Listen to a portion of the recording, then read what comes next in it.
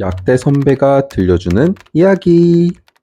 안녕하세요. 오늘은 약물 치료학 기출 문제를 좀 해설해보는 시간을 가져보도록 하겠습니다. 지금까지는 제가 약대를 희망하는 학생들을 위해서, 고등학생들, 중학생분들을 위해서 관련된 세특을 작성하는 걸 위주로 촬영을 올렸는데, 저도 약사인지라 이제 이런 실제로 약과 관련된 거를 다루려고 하니 굉장히 설레네요.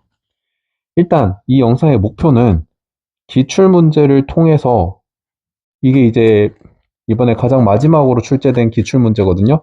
그 기출 문제를 통해서 감을 잡고, 그리고 기출 문제만 푸는 거는 뭐 사실 문제 읽고 답 찍으면 끝이잖아요.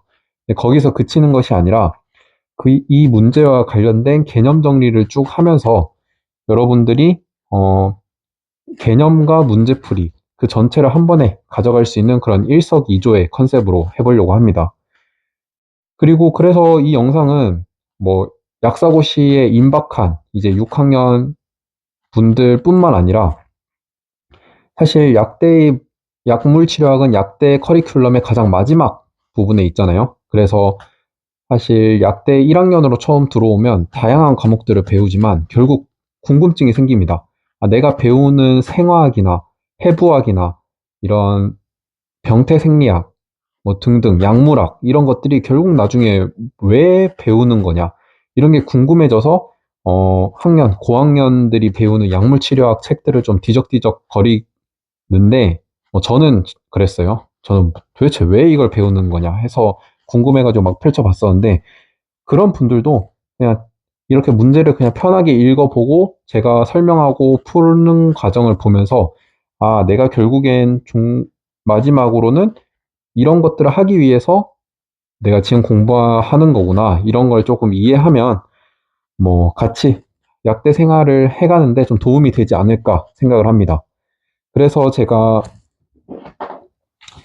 여기 보시면 이제 기출 문제와 그거에 해당하는 개념들을 쭉 정리한 정리본이거든요.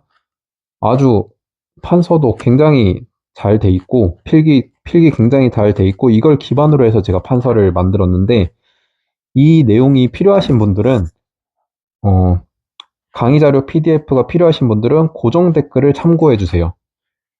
대략적으로 말씀드리면, 고정 댓글 참고해 보면 거기 댓글 달고 설문지 작성하고 하면 제가 이메일로 쏴드립니다, 자료를요. 그리고 또 중요한 것은, 제가 뭐 많은 내용을 한 곳에 담으려고 하다 보니 좀 글자 크기를 작게 할 수밖에 없었습니다. 그래서 제가 대신 핸드폰을 굉장히 좋은 걸로 샀어요. 그래서 여러분들이 그냥 핸드폰을 열면 그 데이터를 받을 수 있는 그 환경에 따라서 자동 화질 조정이 되거든요. 하지만 여러분들이 이 영상을 가장 좋은 화질로 보기 위해서는 추가적인 설정이 필요합니다. 화질 조정을 하셔야 되는데, 화면 우측 상단에 설정에 들어가시고요. 화질에 들어가서, 화질에서도 그냥 고르면 안 됩니다. 화질의 고급란에 들어가서 2160포인트, 포인트인가요? 픽셀인가요? 2160 픽셀, 이런 거 저도 잘 모르겠지만 이거를 누르면 화질이 굉장히 가장 높은 화질로 조정이 되거든요. 그러면 내가 안 보이는 글자가 있더라도 거기서 줌으로 당겨가지고 확대하면 그 글자가 보입니다. 그래서 그런 방식으로 영상을 시청해 주시면 가장 최적의 조건으로 볼 수 있다는 거고요. 제 핸드폰이 울트라거든요. 이거 촬영하려고 울트라로 일부러 구입했습니다. 그래서 여러분도 그 화질의 초고화질을 같이 만끽해 주시길 바랍니다. 자, 이제 영상 설명 들어갈 건데요. 앞서서 한마디만 더 할게요. 약물 치료학은 결국 여러분들이 약물 치료학을 제대로 알게 되면 약사가 돼서 약물 치료학만큼 많이 가성비가 좋은 과목이 없습니다. 그래서 제대로 알아두면 내가 약국에서 일하든 병원에서 일하든 제약회사에서 일하든 가장 전반적인 베이스를 가장 탄탄하게 만들 수 있는 과목이라고 생각하거든요. 그래서 한번 재밌게 설명해 볼게요. 일단 2024년도 가장 마지막 제75회 약사고시 1번 문항으로 나왔어요. 약물치료학은 거기 나와 있는 1단원부터 한 64단원인가 65단원? 68단원인가요? 60 몇 단원까지 있는데, 그 순서대로 문제가 출제됩니다. 단원 순서대로요. 그래서 1번에서 77번까지 출제가 되는데, 1번 문제는 당연히 약물 치료학의 제1단원이 고혈압이기 때문에 고혈압 문제가 출제될 거라는 걸 예상할 수 있고요. 옛날에 약물 치료학 초기에서는 문제들이 대충 뭐 고혈압 문제가 있으면 고혈압에 해당하는 약을 고르는 그냥 단편적인 고혈압 약만 고르면 끝났는데 요즘은 굉장히 조건들이 많이 달려요. 그래서 그 조건을 하나하나 따져가면서 1번부터 5번까지 보기가 다 고혈압, 거의 대부분이 고혈압 약제에 해당하거든요. 그러면 그 고혈압 약들 안에서 내가 조건들을 반영해서 결국 답을 찍을 수 있어야 됩니다. 그래서 문제들이 점점 더 길어지고 그 조건 하나하나가 의미가 있게 되는데요. 일단 읽어보면 이상 지질 혈증과 심한 만성 변비가 있는 67세 여자라고 합니다. 뭐 만성 변비가 일단 고혈압과 관련된 거는 좀 드물고요. 이상 지질 혈증은 같은 고혈압과 심혈관계 질환에 있기 때문에 조금 신경을 써주셔야 됩니다. 그리고 고혈압을 진단받았대요. 그러면 내 머릿속의 예상은 이게 고혈압 문제네. 추가적인 확신을 얻으려면 혈압 조절을 위한 적절한 약물, 그러니까 고혈압을 위한 약물을 고르라는 거죠. 활력 징후로 볼게요. 활력 징후라는 거는 이 환자의 그냥 상태를 말하는 거예요. BP, 혈압이 162에 127이네요. 그러면 정상 혈압이 뭐죠? 120에 80인데 고혈압 진단 기준인 140, 90보다 높죠. 그럼 이 환자는 지금 고혈압인 상태라는 걸 알 수 있습니다. 물론 여기서 고혈압 받았다고 했고요. 심박수는 75래요. 정상 심박수는 60에서 80 사이입니다. 그러면 60에서 80 사이에 이미 들어가 있기 때문에 이건 크게 신경 안 써도 되고요. BMI는 27이래요. 요즘 이제 고혈압의 위험 인자로서 여러 개가 나오는데 그게 옛날에는 별로 좀 너무 지엽적인 개념이라고 받아들여졌지만 요즘에는 이런 거 하나하나 다 따져줘야 돼요. BMI가 25 이상 넘어가면 비만으로 들어가서 고혈압의 위험 인자를 갖고 있다고 볼 수 있습니다. 그리고 사회력에서 봤을 때 흡연을 한다는 것도 고혈압이 걸릴 수 있는 위험 인자를 갖고 있다고 볼 수 있고요. 가족력도 남자 아버지 어머니의 상태에 따라서 이 고혈압의 위험 인자를 갖고 있는지 안 갖고 있는지 판단할 수 있고요.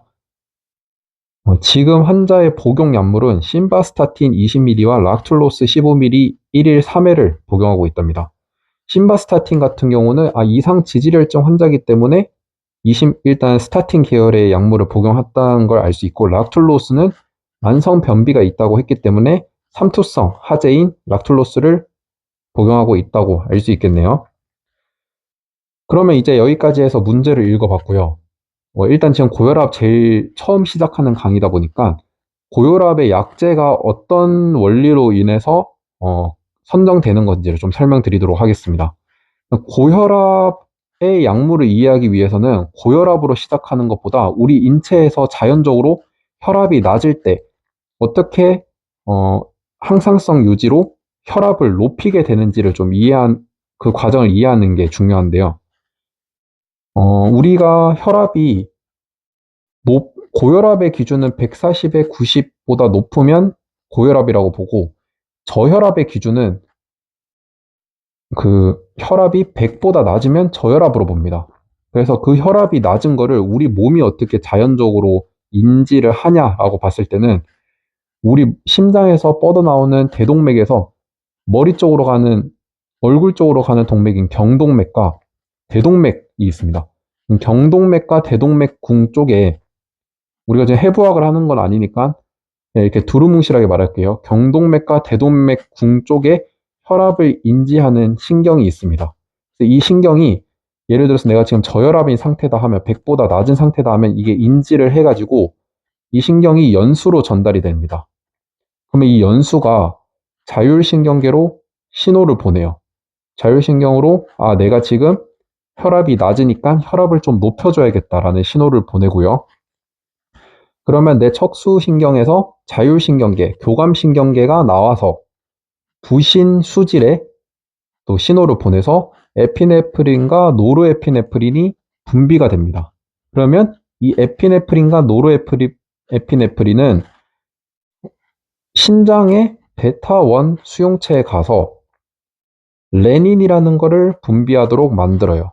레닌을 분비하도록 만들고 이 레닌은 간에서 생성된 안지오텐신오겐을 안지오텐신 1으로 바꾸는데 작용을 합니다. 그리고 안지오텐신 1은 폐의 모세혈관에서 분비되는 에이스에 의해서 안지오텐신 2로 전환을 하도록 돼요. 그리고 너무 복잡해지죠. 근데 이건 어쩔 수 없어요. 이거는 그냥 통으로 외워야 됩니다. 안지오텐신 2는 다시 부신에 있는 수질에 작용해서 다시 에피네프린과 노르에피네프린이 분비되게 만들기도 하고 피질에 작용해서 알도스테론이 분비되도록 또 합니다. 그리고 안지오텐신 2는 이 과정뿐만 아니라 시상 하부에도 작용하고요. 혈관에도 작용하고요. 굉장히 많이 작용하죠. 그건 뭐다? 이게 굉장히 중요한 물질이라는 걸 알 수 있고요. 그 다음에 지금 이렇게 전체적인 골격을 말씀드렸다면 이제 혈압을 어떻게 올리게 되는지를 설명드리도록 하겠습니다. 그래서 첫 번째, 안지오텐신 2가 부신 피질 건드려서 알도스테론 분비하게 하면 알도스테론은 우리의 네프론에서 원이세뇨간의 나트륨 재흡수, 칼륨 분비에 기여를 합니다. 나트륨이 재흡수되면 뭐가 따라오죠? 물이 따라오죠. 물이 따라오면 어떻게 돼요? 이거를 우리가 직관적으로 이해하자면 내 몸에 물이 많이 차 있을수록 혈압이 높아지겠다라고 생각할 수 있지만 우리는 조금 더 구체적으로 이해를 해볼 수 있는데요. 내 몸의 체액량이 높아지면 물이 많아지면 체액량이 높아지게 되고 체액량이 높아지면 이완기말 용적이 높아집니다. 이완기말 용적이 높아지면 심박출량, 1의 심박출량이 높아지고 그러면 심박출량이 높아지고 그러면 혈압이 높아지게 된다. 어렵죠? 이게 이해가 안 된다면 이거를 이해하셔야 됩니다. 자, 혈압 공식 말씀드릴게요. 혈압은 심박출량 곱하기 총말초 저항이다. 그리고 심박출량은 심박수 곱하기 1의 박출량이다. 그리고 1의 박출량은 이완기말 용적 빼기 수축기말 용적이다. 네, 헬게이트입니다. 이거 굉장히 복잡해 보이는데 그냥 외우면 다른 과정들을 이해하는데 굉장히 쉬워져요. 그래서 저는 어떻게 배웠냐면 뭐 아무 이유 없습니다. 그냥 말 붙이는 대로 그냥 외운 건데 바쁩니다. 누가? 코털파 형님이. 코털이 나 있는 바쁜 형님. 바쁜 코털파. 코털파. 이렇게 외웠고 그 코털파 형님이 바쁘니까 뭐라고 하겠어요? 고마해라 삐 욕이죠. 고마해라 시옷 비읍 이렇게 됐고 이제 이 1의 박출량은 그냥 이완기말 용적 마이너스 수축기말 용적이다. 이렇게 한 세트로 외워두면 이제 이게 이해가 되기 시작할 거예요. 자, 알도스테론에 의해서 나트륨이 재흡수되고 칼륨이 분비됐다. 그래서 내 몸 안의 물량이 높아지면 체액량이 높아지는 거고 이완기말 용적이 높아졌다. 자, 이완기말 용적이 높아졌다. 그러면 이완기말 용적이 높아졌으니까 1의 박출량 높아졌겠죠? 1의 박출량 높아졌으니까 뭐가 높아졌겠어요? 심박출량이 높아졌겠죠? 심박출량이 높아졌으니까 혈압이 높아졌겠죠? 그래서 결국 내가 혈압이 낮다는 걸 인지해서 경동맥과 대동맥 쪽에 있는 그 감지 센터에서 이제 쭉 전달돼가지고 내가 안지오텐신 나오고 알도스테론 나오고 했더니 내 몸이 항상성 유지를 위해서 혈압을 높여줬다. 어떤 방식으로? 이러한 방식으로. 이게 한 가지 경로고요. 그 다음에 안지오텐신 2는 또 혈관 수축, 여기 이제 수용체에 바로 작용해서 혈관 수축에도 기여합니다. 그러면 혈관을 수축하면 내 혈관이 좁아졌으니까 저항이 많이 생길 거 아니에요? 그럼 이게 총말초 저항이 높아졌다. 하면 뭐죠? 결국 혈압은 심박출량 곱하기 총말초 저항이니까 이게 높아졌으니 혈압이 또 높아졌겠죠. 그래서 안지오텐신은 또 이 방식으로도 혈압을 높였고요. 그리고 안지오텐신 2는 또 시상하부에 작용해서 갈증을 유발해가지고 내가 물을 또 많이 마셔요, 직접. 내가 직접 물을 많이 마시게 되면 또 이 방식으로 또 가겠죠, 이 경로로요. 내 물이 많아지고 혈압은 높아진다. 또 시상하부에 작용하면 뇌하수체 후엽에 바소프레신, ADH의 분비를 증가시킵니다. 그럼 이 ADH는 무슨 역할을 하냐? 내 네프론, 신장 네프론에서 집합 간의 물의 제흡수를 높입니다. 또 물의 제흡수는 뭐예요? 물이 높아지면 혈압이 높아진다. 무슨 경로를 통해서? 이 경로를 통해서. 결국 제가 말씀드렸지만 이렇게 아까 제가 말씀드린 대로 외우면 이 과정대로 해서 이 모든 시스템을 다 이해할 수 있게 됩니다. 그 다음에 그러면 내가 혈압이 높아지는 과정을 다 설명을 드렸잖아요. 그러면 이제는 무엇을 이해할 수 있다? 이 과정을 차단하면 이게 고혈압 약제가 될 수 있겠다라는 생각을 할 수 있습니다. 그래서 아까 첫 번째로 설명드렸던 이 에피네프린과 노르에피네프린이 작용하는 수용체, 신장에 있는 이 수용체 베타1 리세터를 막으면 혈압이 이 과정으로 안 가겠죠. 그게 베타블로커 쓸 수 있고요. 그 다음에 결국 여기까지는 못 잡았어. 하지만 신장에서 나오는 레닌을 막아주면 또 이 아래 하위 과정들이 안 일어나겠죠. 그것이 바로 알리스키렌. 이거는 좀 그렇게 잘 나오는 건 아니에요. 그래도 나중에 나오면 무슨 약인지는 알아야 되니까 알아두시고요. 그 다음에 우리 안지오텐신 1이 안지오텐신 2로 되는데 관여하는 에이스. 이 에이스를 막는 거, 에이스 이니비터가 되겠고요. 이것도 굉장히 많이 나오는 고혈압 약제죠. 그리고 안지오텐신 2도 굉장히 중요하다 했잖아요. 왜냐하면 작용하는 부분이 굉장히 많으니까. 그러한 안지오텐신 2가 다른 기관의 수용체에 못 달라붙게 안지오텐신 리셉터 블라커 ARB라고 합니다. 이것도 고혈압 약제 중 하나가 되겠고요. 그리고 우리가 신장에도 베타1 리셉터가 있지만 심장에도 베타 리셉터가 있습니다. 그래서 그 베타 리셉터는 박동 조절도 해주고 자율 박동원이잖아요. 그래서 자율적으로 박동을 하는데 그 박동하는 심박수를 높여주는 데도 관여를 하고, 그리고 내 심근 수축력을 높여주는 데도 그 베타 수용체가 관여를 하거든요. 그러한 베타 블라커를 써주면 내가 심박수 떨어뜨리고, 그리고 심근 수축력을 줄이면 1의 박축력도 줄어들겠죠.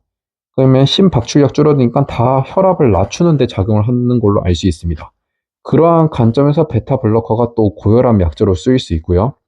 CCB, 칼슘 채널 블라커인데 이거는 제가 나중에 설명을 드리겠지만 이 심장이 수축하는데 그 정기적 신호가 필요하거든요. 그 정기적 신호 안에 칼슘 채널이 관여를 합니다. 그러한 칼슘 채널을 막아주면 내 심장이 조금 덜 뛰게 되는 거예요. 덜 열심히 뛰게 하는 거니까 심장이 덜 열심히 뛰면 뭐가 되죠? 결국 혈압을 낮추는 데 기여를 하게 됩니다. 너무 빨리 설명을 했나요, 제가?